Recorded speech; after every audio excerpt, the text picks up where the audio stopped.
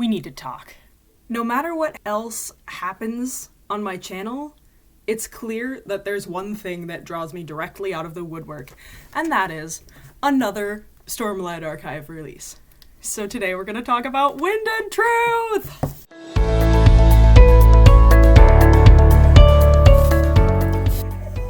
You want to be on camera?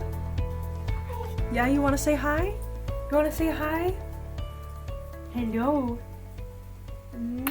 For those of you who keep coming back to Amanda Denny Creates and being like, what is this Stormlight Archive book review thing that happens only once every 4 years? I'm gonna give you the shortest explanation possible. So originally, there was a group of people with magic powers who were called the Knights Radiant, and thousands of years ago, those magic users got together and abandoned their oaths and wreaked havoc on the planet Roshar and took away the magic from humanity. So now those powers are re-emerging and old patterns are starting to reform on Roshar. We hear from a soldier, a spy, and a leader as the war that they've fought for years comes to a head. And it's both a sprawling epic and an intimate exploration of what it means to be human. This is Amanda from the future to tell you that the Stormlight Archive is part of the Cosmere, which is Brandon Sanderson's extended universe, and before you read Oathbringer, we should first read both Mistborn Era 1 and Warbreaker. It's a long one. There are 5 of them that are about this length, so, you know, reading stamina is kind of the limiting factor. I've found it to be absolutely worth it. And this would honestly be a good time to start the series because all 5 of the first arc of the series are out now, so you wouldn't have to do the 4-year wait that I've been doing the past couple of years. So, give it a try. And until then, get out! Spoilers from here on. Hey, bud. You're gonna help me tell my story? Yeah. Were you sad about the extinction of dogs on Roshar? Yeah, I was too. Sorry, bud. There were a lot of expectations for this, and I've heard a lot of mixed feelings about how this lived up to them. I think for me, for the most part, it shattered the expectations. I was very happy with it. I have some issues. For the most part, I love it. It's probably my least favorite Stormlight Archive book so far, but the bar, like, Wind and Truth is, like, here, and the other books have been, like, here. So, you know, it's not low. It's lower. My biggest complaint, honestly, is that this was the first Stormlight Archive book I actually felt was too long. Like, I was just reading Rhythm of War and Oathbringer, and those are not that much shorter than this, and they feel less long. And I think part of it is the 10-day pacing. The previous books have been 5 parts, and it sort of lends itself to a little bit of a 5-act structure where you can have something big happen towards the end of part 3, and I feel like the 10-day structure messed with that in a way that I didn't like. Plot-wise, I mostly loved it. I was shocked by a lot of the plot twists, but within the world, it felt like everything that happened was the only thing that could happen.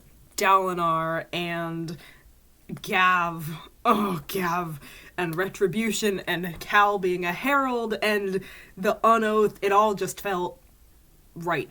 We start right off the bat, page 9. There's Kelsier wearing a mist cloak, talking to Gavilar. So that was my first, like, holy crap moment, and there were several of those. But obviously, in world, the characters have been learning a lot about world hopping and about the history of the Cosmere and the existence of other planets. This book sort of took the next step of having people literally travel off-world, and, like, Wit just freaking leaves, and Sigil freaking leaves. And so, you know, why not have Kelsier show up?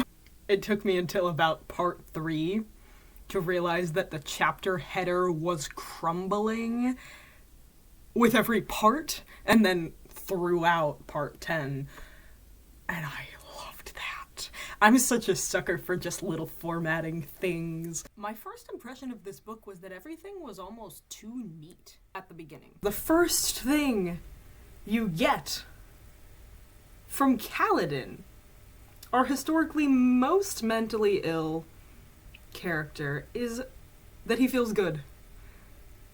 And I was like, yes! Finally! And then I was like, oh, he's gonna go through it.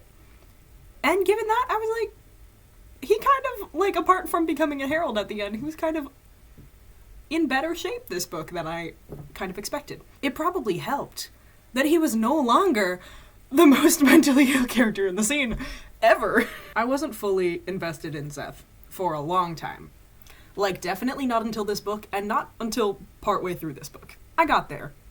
And then he also got to, like, the skip the fourth ideal all the way to the fifth, which was awesome. I'm glad that he left the Skybreakers also, because that was such an unhealthy deal for him. I am happy with Kaladin becoming a herald. That's kind of controversial, I think. I've heard people not be happy with that at all. They think it should have been Szeth. Szeth, again, being in such bad mental shape right now, the heralds literally go and leave everyone they know and be tortured and become immortal. And if Szeth is currently seeing life as a punishment and not allowing himself to die because he doesn't deserve it, then he is not in a state to become immortal. And I think Kaladin finally is. Like, it sucks that he's gonna leave everyone he knows and everyone's gonna think that he's dead. But other than that, I feel pretty good about that. I thought the therapy thing was too on the nose. There are a lot of things in the Stormlight Archive that exist in our world and have names in our world, and they don't have names or don't have the same names in the Stormlight Archive because this isn't Earth. We don't say out loud, Renarin is autistic, Shallan has dissociative identity disorder, Kaladin has depression. But now there's therapy by name. Like, I don't know. That feels a little bit wrong to me. One of my problems with the Shinovar plot is, apart from the fact that it was boss battles the whole time, otherwise it was a lot of talking. We have therapy, and then we fight an honor bearer, and then we have therapy, and then we fight an honor bearer. It got repetitive very fast, because it had to happen 10 times. I've heard a lot of debate about the debate. In my notes, I wrote, I've never been more invested in a political debate. So, I enjoyed it. I guess there could have been a more interesting face-off of these two, like, geniuses, but I love Jasnah.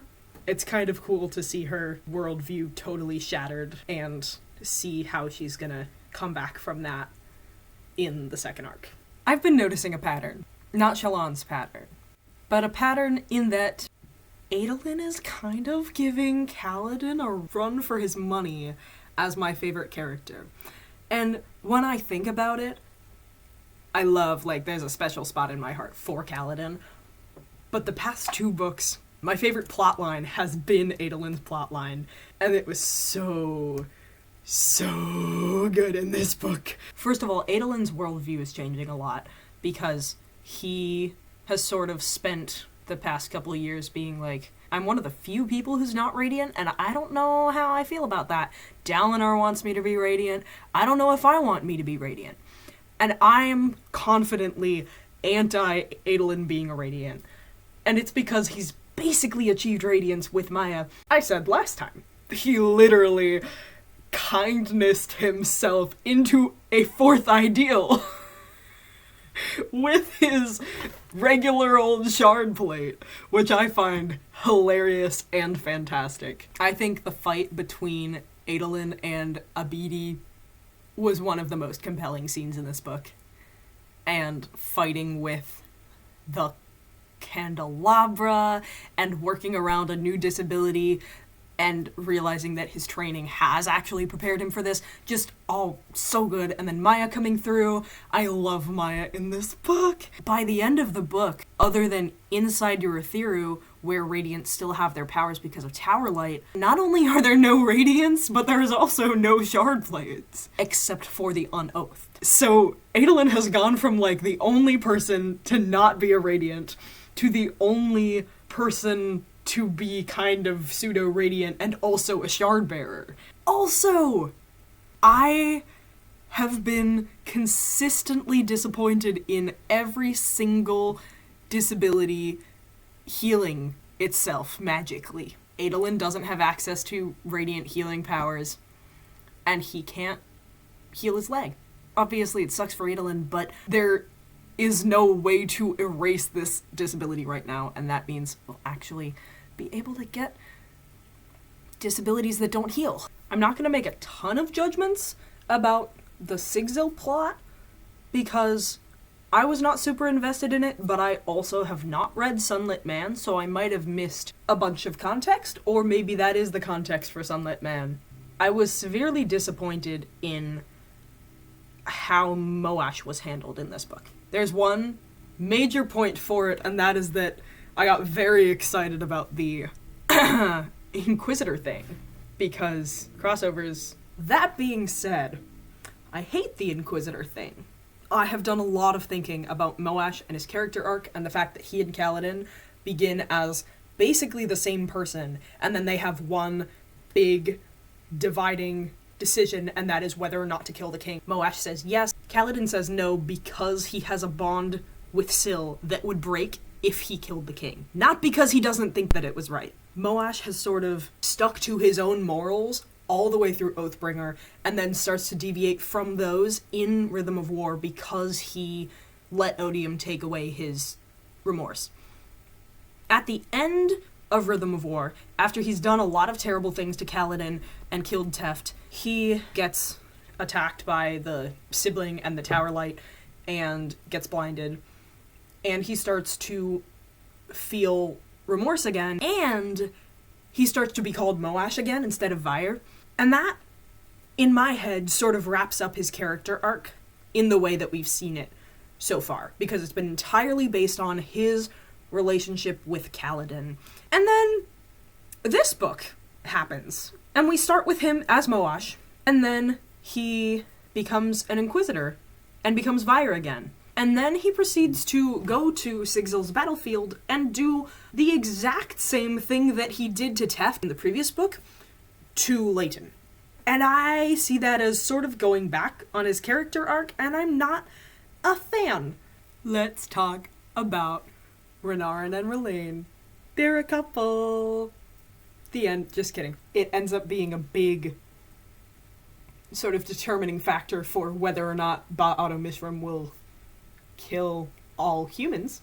This doesn't come directly from me, but I saw something that was talking about the parallels between Renarin and Rlain's relationship and the relationship between the human and the singer right before Ba'ato Mishram is trapped, which was an incredibly powerful scene, seeing the transformation of the singers into the Parshmen.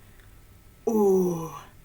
Seeing Renarin and Rlain sort of finishing full circle that moment as they free Ba'ato Mishram, I really enjoyed. Also, I think that Renarin and Rlain are one of the most natural couples that Brandon has ever written that I've read.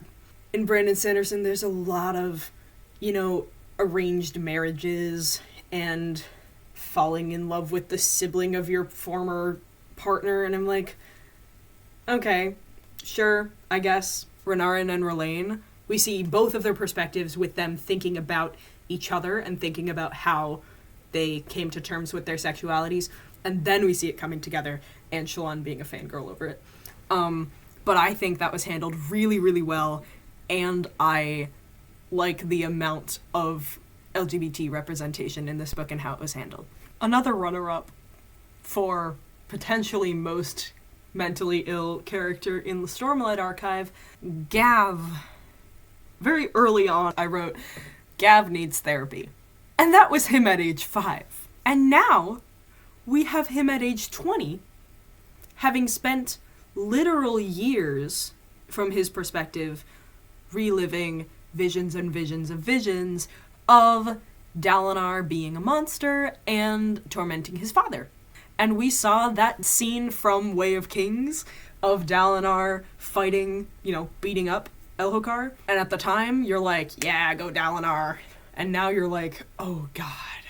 So now you have this kid who has been utterly, he was already kind of robbed of a childhood earlier because he had witnessed Elhokar's death and was going through a lot at 5. And now he's an adult, having not worked out any of that. I was introduced to the Chana is Shallan's mom theory through a video of the Worldhopper ball reenacting Shallan's wedding, in which Wit is dragging Chana out, who's saying, I just want to see her, I just want to talk to her. That is a fascinating time to confirm a theory. Then I heard about it in the book and I was like, oh yeah, I remember that, I saw that on Instagram. It's kind of funny to imagine, that coming up in conversation with, Kaladin, who is now a herald, to be like, oh, you're Shallan's mom, whom she killed as a child. Man, the heralds are messed up. Maybe Mr. Therapist Kaladin will be able to help them.